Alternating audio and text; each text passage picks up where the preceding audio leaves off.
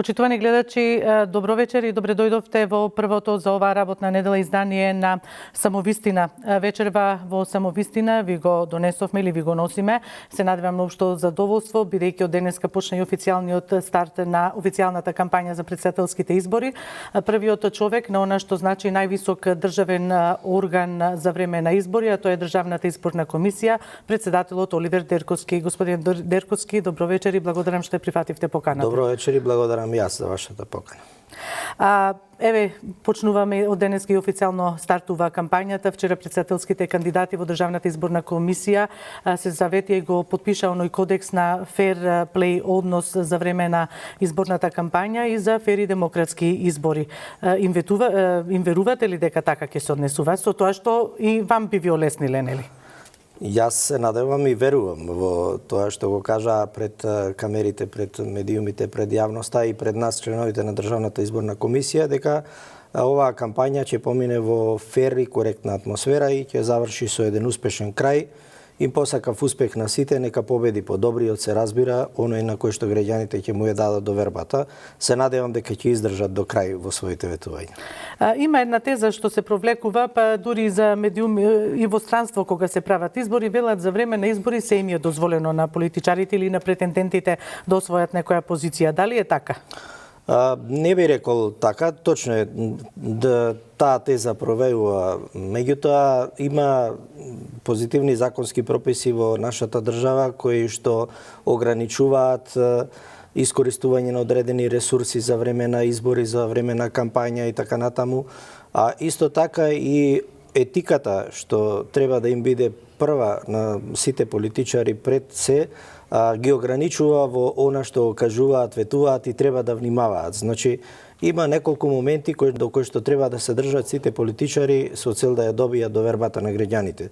Во минатото во нашата држава многу пати политичарите кои што ветуваа се и се што многу брзо ја губеа довербата кај граѓаните. Истото ќе се случува и сега или понатаму во нашата држава, меѓутоа сите треба да се држат до некои етички норми и затоа и вчера ги повикавме да го потпишат кодексот за фер и коректни избори и да ги почитуваат законските прописи. Конкретно во нашиот изборен законник во членот 8а точно се наведени работите кои што треба да ги избегнуваат да ги прават политичарите, не само кандидатите сега во оваа изборна кампања, туку и нивните поддржувачи, се со цел да не се наруши принципот на рамноправна застапеност и рамномерност во оваа изборна кампања. Иако знам сега ова дека прашање не ќе можете да ми одговорите, но сепак ќе ве прашам како да се заштитиме од лажните вести. Еве, има ли воопшто некој механизам? Бидејќи некој можеби ќе пласира до вас некоја вест што е лажна, како да се однесувате? Не само да пласира, него и се пласираат постојано лажни вести. Не е ништо ново во нашата држава. Тоа секаде во светот го гледаме. Значи, против лажните вести можете да се борите само со јавна работа, транспарентна работа, работа која што ќе биде до максимум пред целата наша јавност, за да не може било која лажна вест да ги го наруши тој интегритет кој што би го створиле со јавната работа ваша. Значи, единствен начин, можен начин за борба со лажните вести е тој сега за сега, се додека не се смисли некоја методологија која што ќе може да ги следи тие лажни вести и да ги санкционира. Сега за сега во светот за жал нема такво нешто. Господин Дерковски, јас се надевам дека во емисијата ќе зборуваме само вистината. Дали еве ги надминавте сите тие недоречености или условно речено пропусти што ја ставија дик на тапет кога стануваше збор нели за референдумот, дека се случувале некој, не знам, не сте биле на висина на задачата, имало пропусти и тоа. Дали ги надминавте тие работи и пропусти, тој гап што се створи, за да можете сега барем од ваша страна да потврдите, да ја уверите јавноста дека сте подготвени за фер и демократски избори за следење на објаснам на јавноста за да биде појасно. За време на референдумот Државната изборна комисија се соочи со законски недоречености. Од една страна го имате законот за референдум, кој што беше донесен 2005 година и кој што не дорегулирал одредени ситуации кои што во денешно време се случуваат, и од друга страна изборниот законник кој што можете да го користите доколку не е нешто уредено со законот за референдум. Во таква ситуација ние се обидовме да направиме добар референдум. Единствено ограничувачки фактор беше тоа што во тој референдум, во членот 7 од Законот за референдум, се определуваше предлагачот, односно учесникот на референдумот и овластениот предлагач имаше единствено право да води пропаганда, таму така терминот се користеше пропаганда, а не кампања. И тоа беше еден од моментите кој што беше спорен за сите други, кој што даваше веројатно можност за различно толкување, така па сега што е законското. И исто така единствено овластениот предлагач на прашањето во референдумот имаше можност да постави своји овластени представници на избирачките места. Меѓутоа, овластениот предлагач во случајов Собранието на Република Македонија се откажа од правото да постави своји овластени предлагачи и практично на 2-3 дена пред процесот на пред гласањето за референдумот остана незаштитен процесот, правно незаштитен. И затоа до Државната изборна комисија и иако имаше индици и дојави дека се случуваат работи кои што не треба да се случуваат, немаше ни еден приговор, затоа што немаше кој да го поднеси, немаше овластен приговарач на избирачките места и тоа е таа ситуација. Таа ситуација мора да се надмени со носење на нов закон за референдум кој што ќе ги регулира, прецизира сите работи кои што во сегашниот закон не се предвидени за да може во иднина да не ни се случуваат. Велите нема приговор до ДИК, иако има нели до обвинителството за оние тврдења на опозицијата дека на неколку избирачки места се полнеле кутии. Така ние ги упативме сите кои што сметаат дека имаше нарушување на процесот да си поднесат согласно законот кривични пријави. Политичката партија ВМРО да помане поднесе кривична пријава до јавното обвинителство за нарушување на процесот на некаде околу 300 избирачки места. И потоа јавните обвинители низ целата држава во овој период доставуваат до нас барање да им испратиме материјали кои што им се потребни за да ги проверат наводите во пријавата. Ние од секој обвинител кој што сме добиле сме испратиле до сега документација, што понатаму се случува, одговорот е во јавното обвинителство. Добро, но сега веќе имаат овластени нели представници во избирачките одбори, па ќе биде за да не се анатемисува Државната изборна комисија дека нешто требала не презела. Сега е сосема друга ситуација. Сега во самите избирачки одбори политичките партии имаат своји представници и заменици, членови на избирачките одбори, сега имаат овластените подносители на листи право на своји овластени представници на секое избирачко место и исто така ќе имаат право и различни организации, странски домашни наблюдувачи да видат на избирачките места. Значи, повеќе слојна е заштитата на процесот и сите овие имаат право да поднесуваат приговор до ДИК. И во тој случај ДИК ќе мора да си реагира и да си постапува. Така што сега е сосема друга ситуација и сметам дека нема да има никаков проблем. Господине Дерковски, дали чувствувате некаков притисок, индиректен, директен, дали има некакви влијанија, бидејќи притисокот претпоставувам на сите вас вклучени во изборниот процес, па и на нас како медиум и со оглед на фактот што се зборува дека овие избори се клучни за нас, не знам колку години наназад, сите се клучни избори за ваму, за таму, за интеграција во ЕУ и НАТО, еве и за овие избори велат кристално чисти избори, нели по можност за да се добие кристално јасна и чиста препорака од Европската Унија. Дали чувствувате некаков притисок околу тоа? За сега, јас како претседател на комисијата немам никаков притисок од никаква страна, а се надевам и членовите на комисијата до сега никој од нив не се пожалил на никаков притисок. Работиме во една поинаква атмосфера, малку поинаква работна атмосфера во однос на некои слики што ги памтиме од минатите времиња. Значи јас се обидов да створам поинаква во која смисла, еве може поинаква работна атмосфера каде што прашањата кои што се наметнуваат и дилемите кои што треба да се разрешат ги разрешуваме врз база на аргументи со законот пред нас и секоја дискусија е можна, кај сите членови ги подготвуваме нашите седници, на крајот на краиштата носиме одлука заеднички која што сметаме дека е единствено исправна во тој момент согласно се разбира законските прописи. Нема поплаки од типот дека има било кој обструкција или не знам што во работата на комисијата, така да ќе продолжиме со истото темпо и со истиот начин на работа и сметам дека само тој е начинот на кој што ќе ги избегнеме и сите притисоци за време на деновите денот која ќе се гласа, значи 21 април, ден пред тоа и ден по тоа, нашите телефони ќе бидат недостапни, така што сметам дека ќе го исклучиме и тој момент. Тоа е новина сега што се воведува или било и порано така? Не било порано, сега се воведува. Сега прв пат се воведува. Се договоривме да ги оставиме нашите телефони, се со целова, како што кажувате, да избегнеме било кој можен притисок. Се што треба да се сработи, ќе се сработи. Значи, со ова сега што го, како мерка што сте вие, нели, тука колегијално сте ја донесле, значи, сепак индиректно потврдувате дека можеби да има, нели, влијанија, притисоци евентуално. Превенираме било каква можност за притисок. Ние не тврдиме дека може да има, меѓутоа, поучени од искуствата од порано, значи да се одлучивме да си ги превенираме работите и сега одлучивме така да работиме за да не дозволиме да некој било кој ни сметава нашата работа.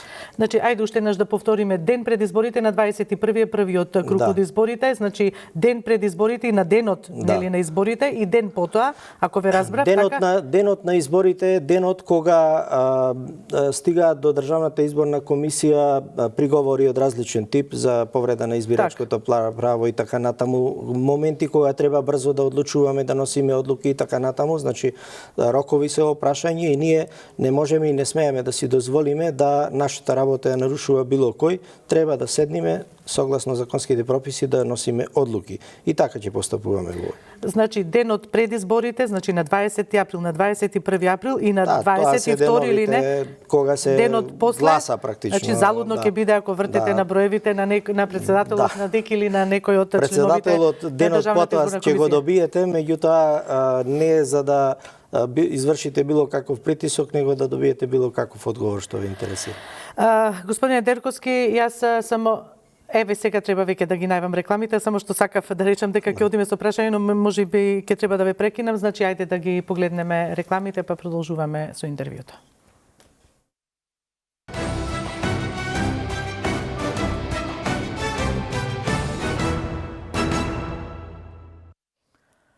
Почитувани, продолжуваме со интервјуто со председателот на Државната изборна комисија, господинот Оливер Дерковски. Господин Дерковски, за оние што ја гледа емисијата интервјуто од самиот почеток, знаат дека пред рекламниот блок зборувавме, нели, и вие не информиравте за една новина дека ќе ги исклучите телефоните на ден и пред изборите и на самиот ден, ете како една превентивна мерка, што не е лошо и се што оди во правец, нели, да се намалат притисоци и влијанија, сигурно дека е се за поздравување. Меѓутоа, веројатно може би на некој начин и превентива од можноста ете и некој може би од членовите па и лично вие да не можете да одолеете на некој притисок, па не дај Боже утре друген да се соочите и со можност од затворска казна, бидејќи гледаме сега дека дел од членовите што биле во ДИК се соочуваат и со затворски казни. На некој начин да, значи во право сте. Треба да се исклучи можноста од било какви влијанија, без разлика од која страна и како се, за да се остави комисијата на мир да си работи својата работа и да носи вистински правилни одлуки. Тоа е целта на тие така мали ситни чекори мерки кои што ги правиме, се со цел да се носат вистинските одлуки и да нема после сомнеш во тие одлуки од било кого. Еве, додека течеа рекламните пораки, вие кажавте и за уште една новина што ќе биде донесена, нели, по завршувањето на гласачкиот процес. Повелете, еве, да информираме. Да, значи ние прв пат на овие избори им дадовме задача и сега во тек се обуките на избирачките одбори и морам да кажам и овај пат и обуките се одвиваат на малку поинаков начин. Подолг период траат, не како порано во ден-два се извршуваат обуките на еден неприкладен начин.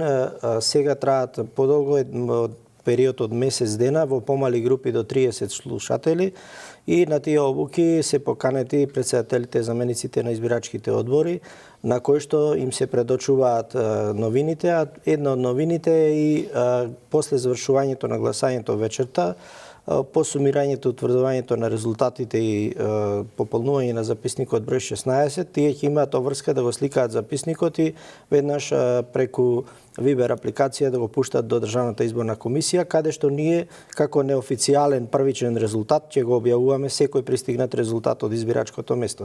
Ова е од причина што до досега имаше доста поплаки жалби дека ние доцниме со објавувањето на резултатите, неофицијалните првични резултати, една од причините, а втората причина е што во минатото се случуваше да се преправаат одредени записници број 16 на пат од избирачкото место до општинската изборна комисија. Се случувало и тоа, значи. Така е, значи се случи на референдумот на едногласачко место во Куманово кое што го санкциониравме. Од тие причини ќе се превенира на овој начин, ова постапка ќе ни овозможи да ги превенираме сите оние кои што на некој начин имаат некаква таква идеја за да преправаат бројки, да пермутираат бројки и така натаму во записниците. Со ова ќе биде оневозможено. Исто така друга новина е, првпат ќе се изведе гласање во 2 старски дома во државата, категорија на граѓани кои што досега не биле опфатени со процесот на избори и на гласањето.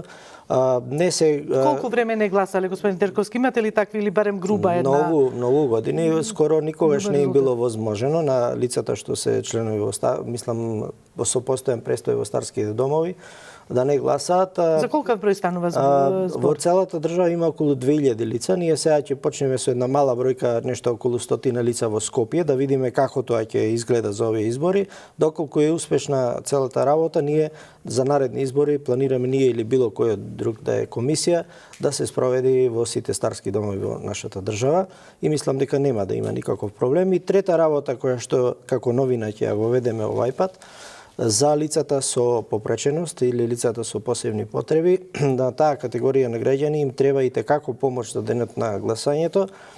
Ние како државна изборна комисија првпат ќе набавиме рампи пристапни, монтажни пристапни рампи за некаде околу 200 избирачки места во државата како пилот проект овај пат и ќе ги поставиме, ќе ги монтираме за денот на гласањето, а потоа ќе си ги собереме и ќе ги складираме во нашиот магазин и понатаму ќе се трудиме секаде онам кај што има потреба да ги набавиме овие рампи, затоа што апелите до институциите чија собственост се избирачките места, односно просториите кај што се гласа, не даваат резултат. Значи, ретко кој се одзива на нашите апели, на апелите и на владата да направи пристапни рампи и така натаму, тоа се долги постапки и така натаму, сметаме дека на овој начин ќе им помогнеме на овие лица да го остварат своето право на глас за овие избори. Господин Дерковски, јас претходно ви го поставив нели прашањето дека имаше замерки од опозиционата партија нели за гласањето на дека се гласало за 2,4 секунди. Лично ви забележуваат бидејќи вие доаѓате од таа партија. Во рете, јас си ги примам забелешките од моите сопартици, меѓутоа исто така им кажувам дека јас сум еден член во Државната комисија. Државната комисија носи одлуки со мнозинство на гласови и до Државната изборна комисија за овие наводи не стигна ни еден приговор. Значи, за да можеме да одлучуваме и да приговараме. Тоа е причината. Инаку, еве во насока на ова ваше прашање, од еден од јавните обвинители во држава стигна барање за доставување на документација и прашање за колку време и дали Државната изборна комисија има одреден норматив за колку време се гласа на гласачкото место. За среќа, во Државната изборна комисија пред неколку години извршена е симулација за времето на кое што е потребно да се гласа на едно избирачко место, тоа е 90 секунди. Значи е потребно да влезете во гласачкото место, да се извршат сите ваши проверки, да ви се даде гласачкото ливче, да завршите со гласањето, излезете си ја подигнете личната карта и така натаму. Значи од влегување во просторијата до излегување 90 секунди е симулирано. Значи за 2,4 секунди не може да се случи такво гласање. Мислам на сите ни јасно дека не може. Господин Дерковски, ајде малку за избирачкиот список и тој долго време предмет. Имало толку избирачи, немало, имали уште мртви души, условно речено, што се шетаат по тој избирачки список. Луѓе што на една адреса ќе ги видиме што имаше, нели, појави во минатото. Државната изборна комисија на 29 март, мислам, го заклучи списокот, избирачкиот список, 1.808.131 гласачи. Значи, тој е избирачкиот список и таа е бројката со која што ќе се оди на овие избори. Ако гледате наназад со години, не варира многу, за да можеме да тврдиме дека има фантоми, има мртви души, не знам што друго. Сето тоа е од политички причини од едната или другата страна или од третата страна не е битно. Меѓутоа мора на граѓаните да им стане јасно дека на избирачкиот список се наоѓаат лицата кои што наполниле 18 години и имаат државјанство на оваа држава. државјанства оваа држава има издадено на околу 2,5 милиони граѓани. Кога ќе ги одземете од таа бројка малолетните лица, доаѓате до бројката од 1.808.000. И со ова сакам да ги еднаш да ги пресечам сите шпекулации кои што се во насока дека нема толку жители во државата, има повеќе така. За бројот на жители нема никаква врска со бројот на гласачи на избирачкиот список. Значи имаат право на глас сите кои што имаат македонско државјанство. А се бројат сега сите, а што со тие, да речеме, дел од списокот што си имаат право на глас државјанство, меѓутоа не се тука, да речеме. И тие имаат право на глас и ние не можеме да им го одземеме право на глас. Но тие влегуваат во онаа бројка, нели, за проверка на цензусот, бидејќи сега имаме избори со цензус. Има други закони кои што го регулираат престојот во државата, отсуството од државата, доколку сте повеќе од една година треба да се пријавите кога излегувате од државата. Такви има 71.000 граѓани кои што регуларно се пријавиле дека дека излегуваат државата, повеќе од една година нема да бидат во државата. А тие известувања се до ДИК доставени или до другите органи како МВР? До Министерството за внатрешни работи и на излезот на секој граничен премин тие имаат обврска да го пријават тоа. Оние што не го пријавиле, вчера прочитав некаде во некој од медиумиве дека Министерството за внатрешни работи планира да ги санкционира сите кои што ќе се враќаат, а не го пријавиле својот излез од државата со својот престој подолг од 6 или од година. Од 6 месеци или од година ден? Од година ден. Од година ден. Значи, тоа е постапка, управна постапка на која што ние немаме влијание и затоа и така се случува да поголем број на граѓани кои што се надвор од државата, меѓутоа тие тоа веројатно не го прават од економски причини, се враќаат повеќе пати во годината во државата и не можете да ги избришете од избирачкиот список. Втората категорија која што се јавува, тоа е категоријата што можете да ја видите дека на една адреса се наоѓаат 100 лица на истиот куќен број во истиот стан. Тоа е категорија на граѓани каде што најчесто имаме населби со нерегулиран правен статус и каде што, например, тука во близината е Скупи, улица Скупи, број 3, на улица Скупи број 3 имате 100 куќи, кои што се водат затоа што е диво изградена населба и во неа нема фантоми, живеат луѓе, значи живи луѓе, здрави луѓе, и имаат право на глас затоа што имаат надржавност. Но имало случаи кога нели биле носени луѓе па биле на една адреса пријавувани, сме го гледале тоа. Така е. Меѓутоа тоа се минорни бројки во однос на ова другото што е, и уличните системи во градовите се надлежност на локалните самоуправи. Најчесто имаме доста нерегулирани улични системи во градовите или промена на имињата на улиците кои што доведуваат без малку 3 децени држава, ние уште го немаме тоа, тоа се вика катастар на улици на ни фали граѓански регистар, еден граѓански регистар, сега има најава дека ќе се направи тој од Министерството за информатичко општество и администрација.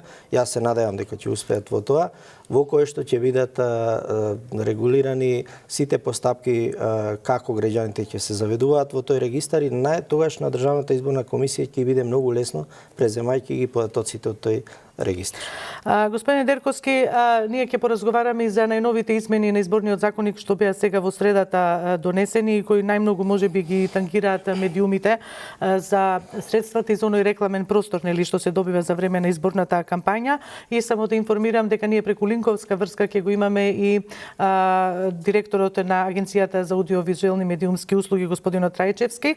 Ќе го вклучиме и него. Меѓутоа сакав уште околу гласањето на диаспората, многу мал број се пријавиле за гласање, 1863, а во 10 градови нема да има можност бидејќи се пријавиле под 10 помалку. Како да се подобри оваа ситуација? Мора да направиме законска измена со која што ќе им овозможиме на нашите граѓани во диаспората да гласаат онаму каде што се наоѓаат, значи каде што има концентрација на граѓани, а не во ДКП-ата.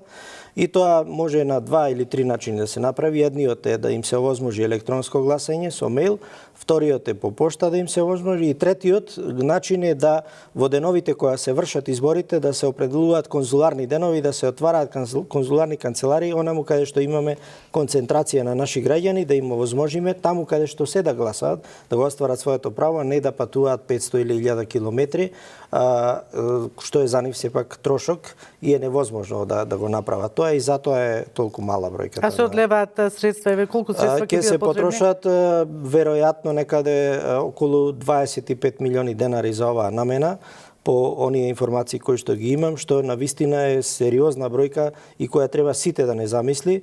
И плюс имаме за овие 1863 да, и плюс имаме нерегулирани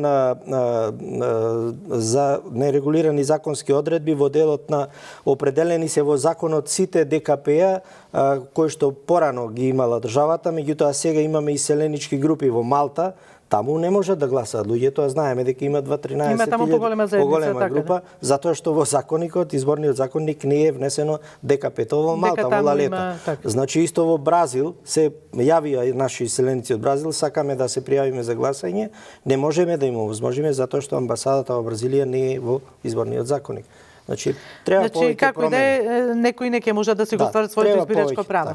Господине Дерковски, во средата собранието ги донесе измените на изборниот законник, малку медиумите реагираат и со право, веројатно бидејќи не беа консултирани, а се однесува околу паричните суми и средства. Колку вкупно ќе се добијат пари за избор на општо, значи зборувам и за партиите, односно претендентите? Нема ограничување лимит на средствата кои што се определени. Тоа ќе зависи од колку договори кои од организаторите на кампањата ќе склучи со вас медиумите и се овај пат прв пат во нашата држава, значи медиумската кампања ќе се покрива од буџетот на државата.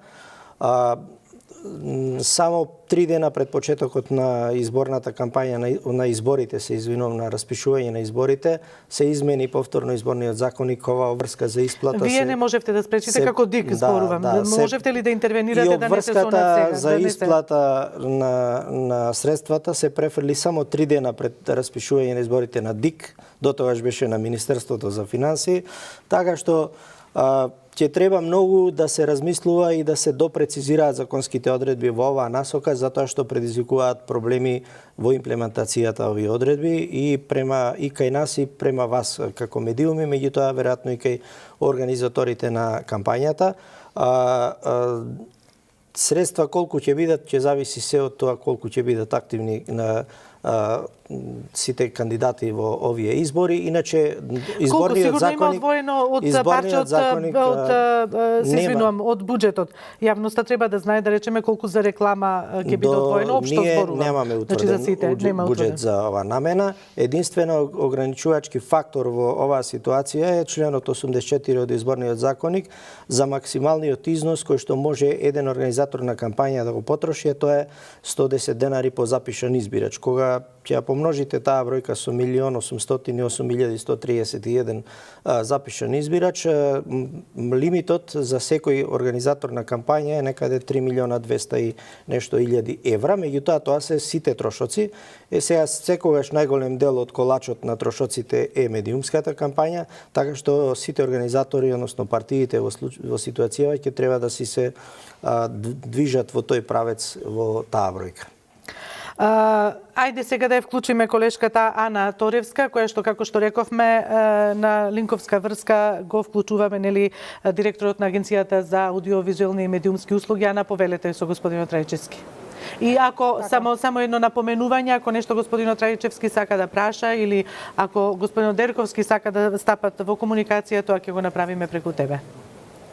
Повелете. Така, добро вечер и во ова издание во Само вистина и од мене и од директорот на АВМУ Зоран Трајчевски. Добро вечер. Што ќе се случи доколку некоја телевизија која што навреме или воопшто не доставила ценовници, а емитува платено политичко рекламирање, ќе има ли кривична одговорност за субјектите? Јас пошироко би го објаснил ова прашање. Ние пред почетокот на изборната кампања имавме интензивна комуникација со Државната изборна комисија, поконкретно со претседателот на ДИК и генералниот секретар, и договоривме потпишување на договор за спроведување на одредбите од изборниот законник, каде што двата државни органи кои што се најдиректно одговорни за спроведување на изборниот законник ќе ги дефинираат сите прашања поврзани со кампањата. Во тој договор беше јасно наведено дека телевизиите, односно радиодифузерите, радијата и телевизиите кои што не доставиле ценовници во законски утврдениот рок од 5 дена по распишување на изборите, нема да има кај нив платено политичко рекламирање. За жал, до подпишување на тој договор не дојде, не знам од кои причини. И еве денеска почна кампањата, ние како агенција не го знаеме ставот на ДИК. се уште чекаме каков ќе биде ставот на ДИК. Агенцијата има надлежност да го мери времето на платено политичко рекламирање, односно дали кај телевизиите надминувањето е над 9 минути. Ние тоа ќе го констатираме, ако некој има над 9 минути ќе бидат покренати прекршочни постапки, меѓутоа за исплатата на средствата и дозволувањето или недозволувањето за подпишување на договори и исплаќање на средства од државниот буџет е одговор на Државната изборна комисија. Ние го чекаме ставот од Државната изборна комисија, дали ќе остане истиот што го договаравме или имаат нов променет или сосема различен став, треба да кажат представниците на ДИК. Кажете ни како планирате да реализирате мониторинг кога ситуацијата во однос на изборниот законник е помалку комична. Собранието во средата донесе измена со која се вели дека кандидатите можат да користат максимални 12 часа на ден по 4 минути за сопствено рекламирање. Истите измени се уште не се објавени во службен весник, што доколку кандидатите се решат додат по веќе постоичкиот закон, каде што немаше ограничување. Прво, Собранието воопшто не требаше да носи измени на изборниот законник, бидејќи според правилата на најдобрите практики на Венецијанската комисија не дозволива носење на измени на изборен законник 5 дена пред почетокот на кампањата, односно според Венецијанската комисија не е дозволено промена на изборниот законник 1 година пред одржување на изборите. За Агенцијата за аудио и аудиовизуелни медиумски услуги валиден е законот што е објавен во службен весник, а тоа е законот од февруари оваа година и упатството што го усвои Советот на Агенцијата минатиот петок се базира токму на оној закон кој што е потпишан од председателот на државата и објавен во службен весник.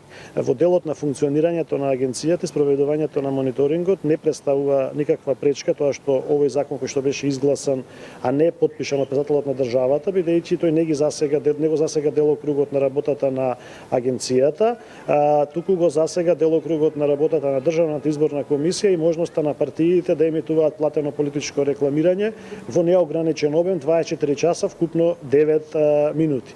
Формално и правно, согласно законот, учесниците во кампањата сега можат да користат 24 часа, се до оној момент додека не биде изгласан друг закон во парламентот. Јас немам информации дали би се изгласал повторно оној закон кој што не е потпишан и што би се случило и тогаш ако не го потпише председателот на државата. За агенцијата е валиден оној закон кој што е во сила и кој што е објавен во службен весник. Значи, еве, Ана, може ли малку, се извинувам, Ана, дали се слушаме? Да. Ајде малку да му дадеме можност на господинот Дерковски да одговори на овие дилеми, со право би рекла на директорот на АВМУ. Господин Дерковски, првата дилема беше околу нели методологијата на поделба на тие нели појаси, како да кажам, во денот за емитување реклама. Не, дилемата беше околу ставот што го договаравме, ние се држиме и остануваме на ставот на тоа дека сите кои што не доставија во законски рок медиуми во законскиот рок од 5 дена од пораспишување на изборите ќе немаат право на медиумската кампања и платена медиумска кампања овај пат од буџетот на државата, така да нема промена во нашиот став. Исто така се сложувам со господин Трајчевски за она што го кажа дека за нас се уште валиден на изборен законник е овој кој што со најновите измени од февруари оваа година. Овие нови измени се додека не бидат објавени, ние не можеме нити да ги коментираме, нити да ги имплементираме. Че треба да го почекаме времето, а кампањата е веќе почната, така што мислам дека се безпредметни на некој начин.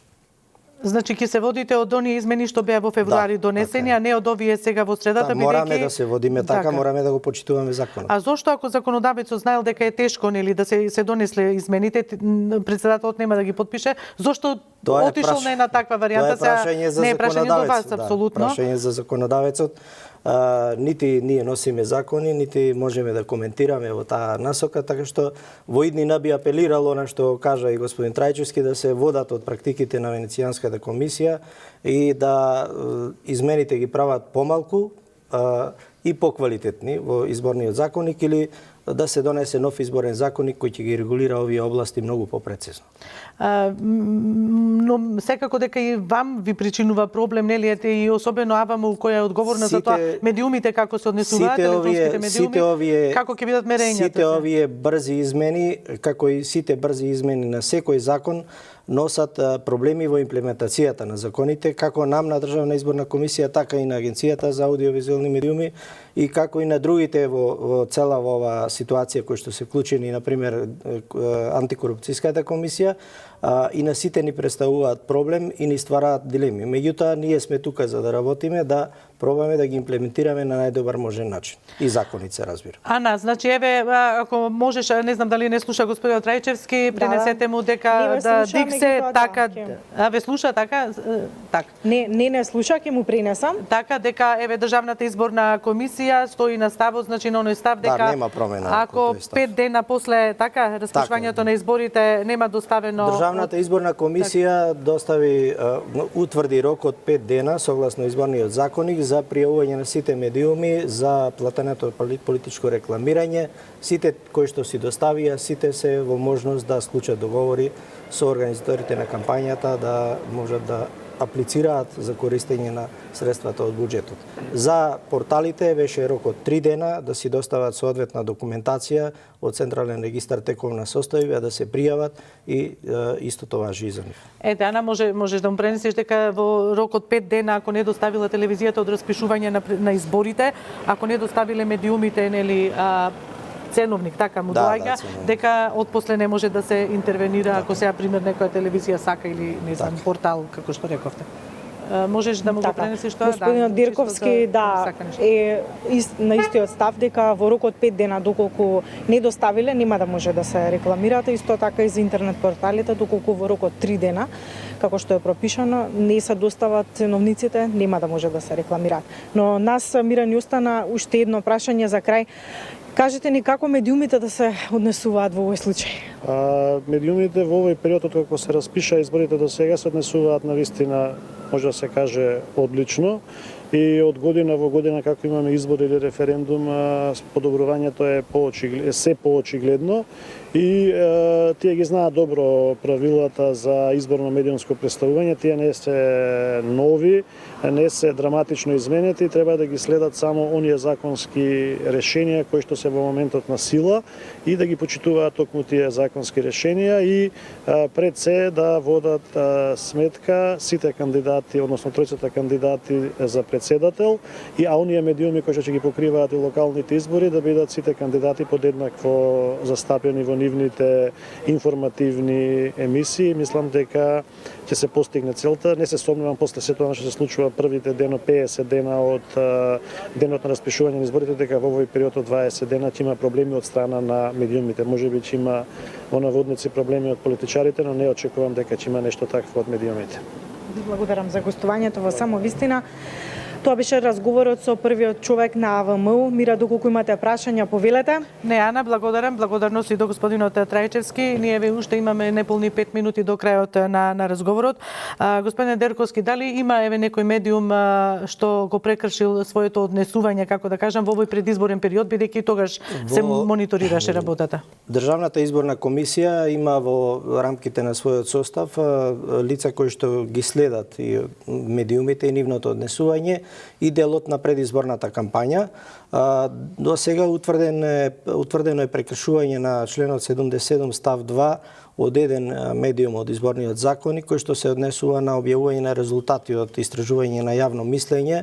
Тоа е пред некој ден анкетата што ја објави Deutsche Welle МК за рейтинзите на едните или другите кандидати, меѓутоа согласно законот треба да знаат дека треба да го објават и изворот, методологијата која што е применета, примерокот и така натаму. Тоа не се случи. Ние соодветно на нашите надлежности поведовме барање, односно поднесовме барање за поведување на прекршочна постапка до надлежниот суд. Се надевам дека судот навреме ќе реагира.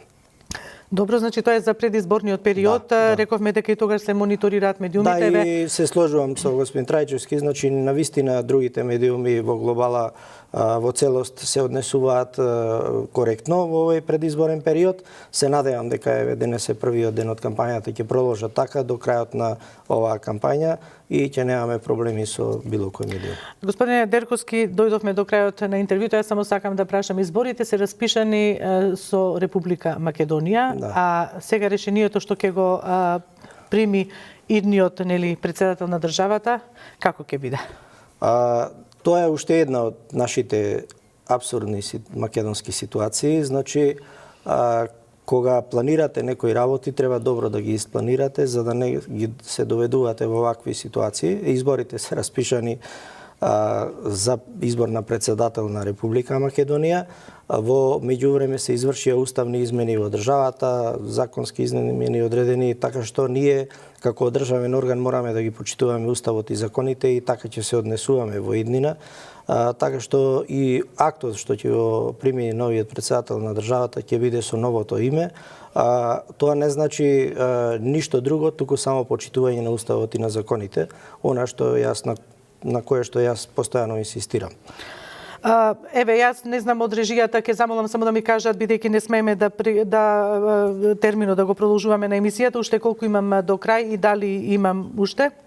Така, уште 3 минути имаме до крај. Господин Дерковски, каде очекувате дека може да биде нарушен избирачкиот процес? Што вели практиката од претходните години, иако не велам дека треба да се повторува напротив? Да, јас се надевам дека ќе нема нарушување на процесот и дека конечно ќе сватиме сите ние кои што организираме, спроведуваме, ние сите кои што учествуваме во изборниот процес, граѓаните како еден од поважните чинители во овој процес, дека чистите избори овај пат ни се навистина на сите важни во државата, представуваат одреден услов и нема причина заради која што би требало да го нарушиме целиот процес. Меѓутоа, сите ние кои што сме задолжени за организација и спроведување, вклучувајќи ни тука нас како Државна изборна комисија, Министерството за внатрешни работи, другите чинители, Министерството за надворешни работи, Агенцијата за аудиовизуелни медиуми, Државната корупција за спречување на корупцијата, Државната агенција за спречување, така, комисија за спречување на корупцијата. И политичарите ќе направат се за да не се случи било каков инцидент. Апелирам до сите постојано да размислуваат што прават пред да го направат нештото. На оние критични места кои што во минатото се покажало дека се покритични, ќе се обидеме да воспоставиме посилен мониторинг се со цел да се избегнат било какви инциденти. На крајот на денот треба да сите бидеме задоволни од она што сме го покажале, да им покажеме на сите оние кои што вршат надзор на нас, дека сме дораснати за организирање на вакви избори и се надевам дека така ќе заврши, да си победи оној кој што е подобар, оној на кој што граѓаните ќе му ја дадат довербата, а другиот има право да се лути, точно е, меѓутоа треба на коректен и фер начин да го направи своето лутење. Благодарам, господин Дерковски. Од прашањата што сакав да прашам беше и околу цензусот. Дали цензусот игра улога, бидејќи за тоа има сега двојство во јавноста? Дали е и за првиот изборен круг или е исклучиво за вториот изборен круг? Благодарам што ме прашавте, значи беше едно погрешно пренесена не моја изјава, него одговор, писмен одговор на прашање од еден медиум, каде што не е битно, меѓутоа еве да разјасниме. Во првиот круг нема цензус, значи во вториот круг е цензусот од 40% од запишаните избирачи, некаде над 723.000 гласачи треба да излезат за да бидат успешни изборите во вториот круг. Јас не размислувам за таа дилема затоа што сметам дека ќе има цензус и дека ќе заврши изборниот процес успешно. Ви благодарам што бевте дел од ова издание на Самовистина. Еве ветуваме дека на денот пред изборите и на самиот изборен ден нема да ви звониме на телефон, но сигурно дека другите денови така. Сите работи ќе бидат јавно пред сите објавени, така што ќе нема потреба било кој да звони. Ви благодарам уште еднаш и благодарност за вниманието до гледачите со кои не следа и ова издание на Самовистина. Довидување.